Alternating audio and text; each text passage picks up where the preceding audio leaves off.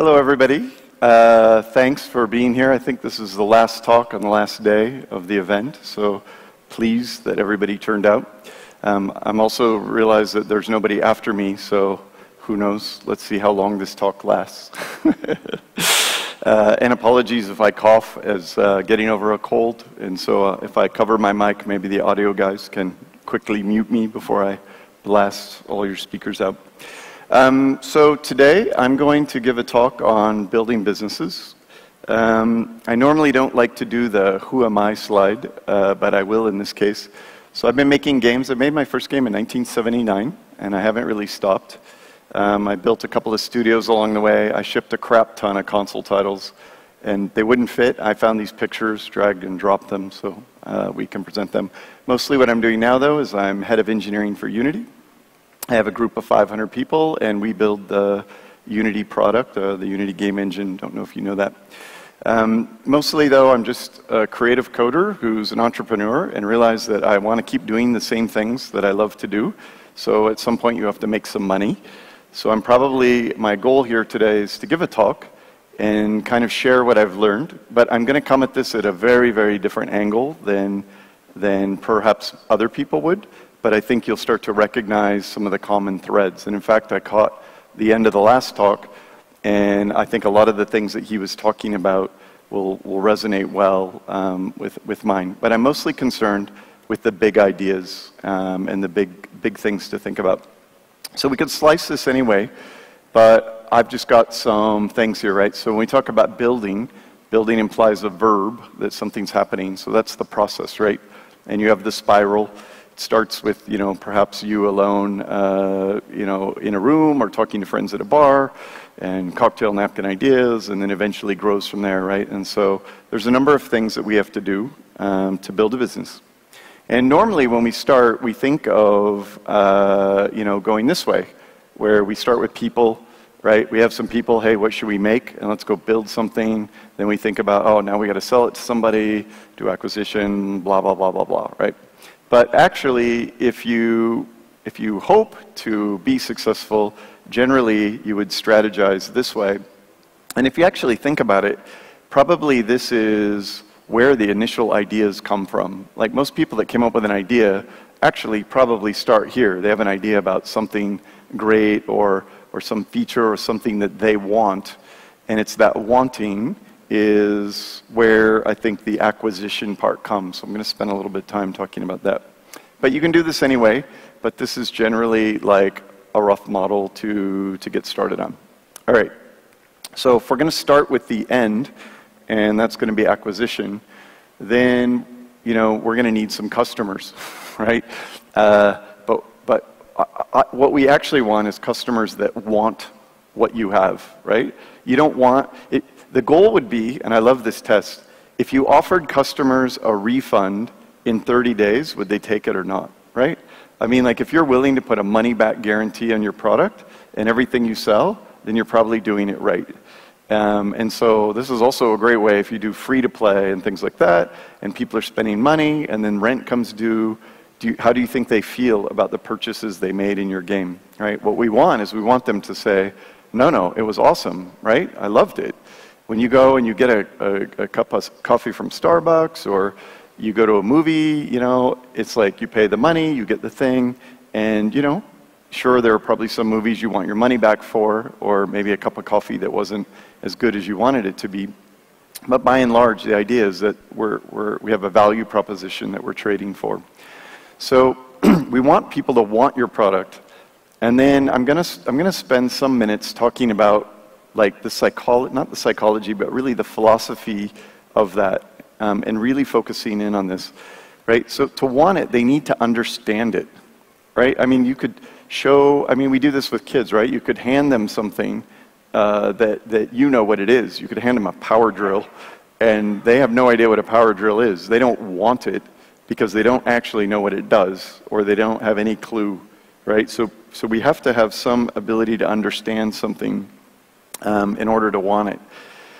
And so, good. So we understand, like, I know what I'm getting. I go to the theater, I pay the money, I get the movie, I give some money to the barista at Starbucks, I get a coffee. So we get that part. But now the big problem is you have to find it, right? So again, that's why we're starting with acquisition, and I want to talk about this. So I don't know how many of you know Where's Waldo, right? But you know, it's basically the idea is you're looking for this guy here in a very complex scene. And what's funny about this is that this is annoying, but yet somehow enjoyable at the same time. But what we don't realize is that this is actually how life works. So what do I mean by that? And before I move on, in case you're curious, Waldo's over there, because you're probably all stopped listening to me a few minutes ago. We're looking for Waldo, but that's all right. So we learn to filter, otherwise we can't function. Okay? Now think about that for a moment. You wouldn't be here in this room today if you didn't have filters.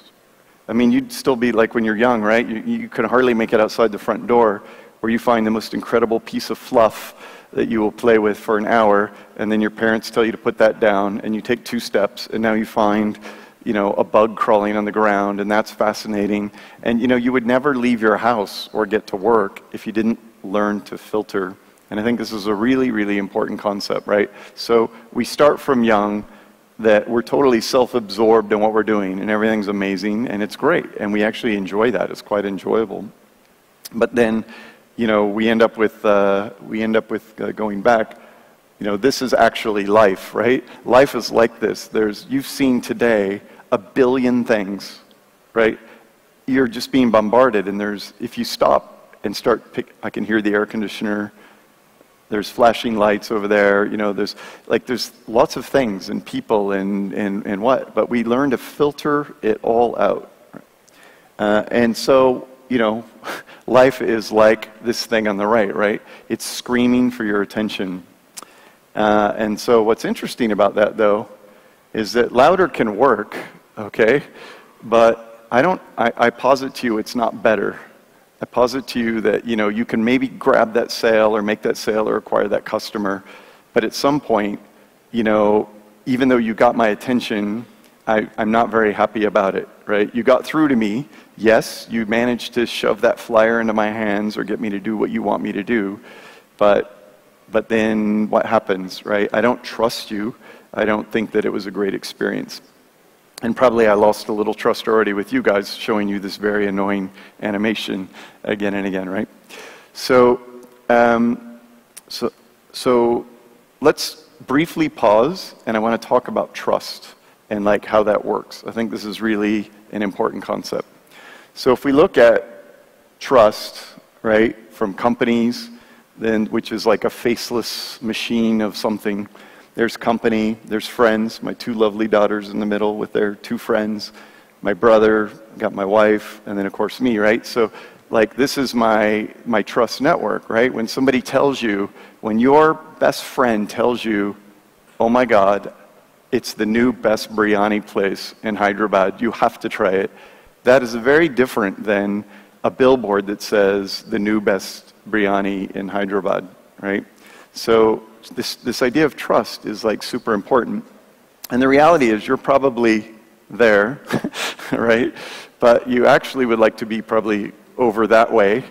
And reviews probably come from here.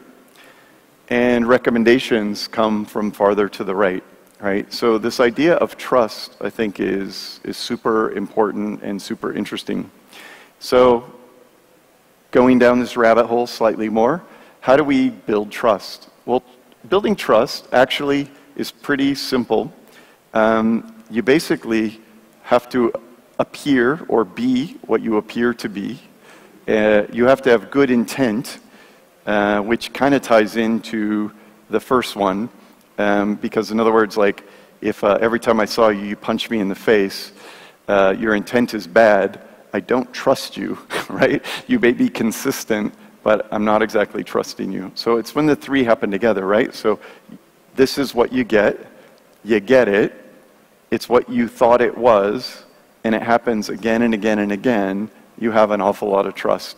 When you go to that biryani shop and you get the biryani that you like and it's great every time, it's great. But it takes one time before a cockroach crawls in it or something goes horribly wrong that then, wow, you're reset, right? So trust is very difficult to build, it's very hard to earn, and it's just gone in a flash, okay? So it's really about what they see is what they get, okay? And I'm going to come, I'm building to a point here. And a quick side note, you should also do this with customers as well as employees, right? So for those of you that are building a business, a little sideways thing here, like you also want to be consistent to your employees, right? You want to say like, this is where we are, this is what we're doing, and then it builds trust. If you're a manager, it's the same thing. They understand if you did something wrong, you trust that they're going to talk to you about it. You trust that they have your best interest at heart, right? So same thing. Okay, so then the key thing is here, we filter out the world. We have to be functional. But some things get through, and I could talk to you for hours about everything in this world you notice has meaning to you, and it's not random, but we'll leave that one aside for the moment. But the fact is there is a filter mechanism, and you can imagine it like a key or a lock is how I think of it as well, right? You're a lock, and there's something that has the right key. It lines up like a bunch of windows, and then something comes into your awareness, right? So our desires focus our awareness. So example is flowers on your anniversary date delivered to your wife, good, right? Right? No flowers on your anniversary date, not so good. Okay? So on your anniversary date, I'm guessing that you're going to notice something more than you would actually normally notice, right?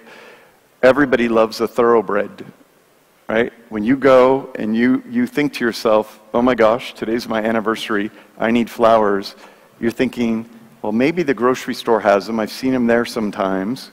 Oh, I think there might be sometimes some person with a stall or a shop on the street or whatever, but you will think, where is the place of flowers, right? Where is the place I'm going to go and actually fulfill this desire?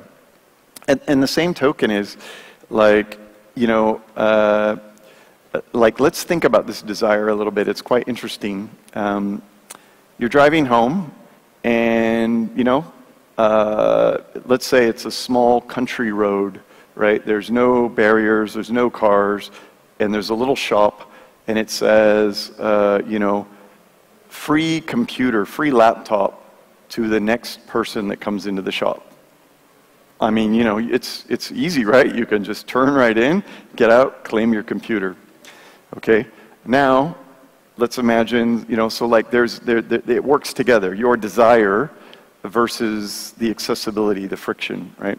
Now it's pouring rain, it's a big road, you're in the middle lane, there is no way to get across the road, and you see the sign, you're not going to stop. You're like, someone else will get there before me, it's raining, I don't need a laptop anyway, maybe today or whatever, right? Same thing, you're at home, and it's pouring rain, the electricity's out, everything it's horrible, and your child cuts themselves really badly. There is nothing in the world that will keep you from delivering them to a doctor to get medical attention, right? So this concept of desire, right, coupled with you know, our filter in our brain, it's surprising how these things work together. And you could even have the experience, you bought a new car, and then somehow everywhere you go, you see the car, right? But you never saw it until the day you actually owned one, right? So we're programmed, we're able to do that. So you definitely know what you're getting here. So I just went randomly yesterday or day before to the Apple iTunes store and grabbed 4 games off right there on the homepage. I don't know what the hell these things are, right? What are the odds that even with Apple featuring them, and maybe you do, if you built this game, I'm very sorry, but it's just like, you know, there's a difference, right? There's a difference between I know what I'm getting and I don't know what I'm getting, okay? So this is this concept of trust.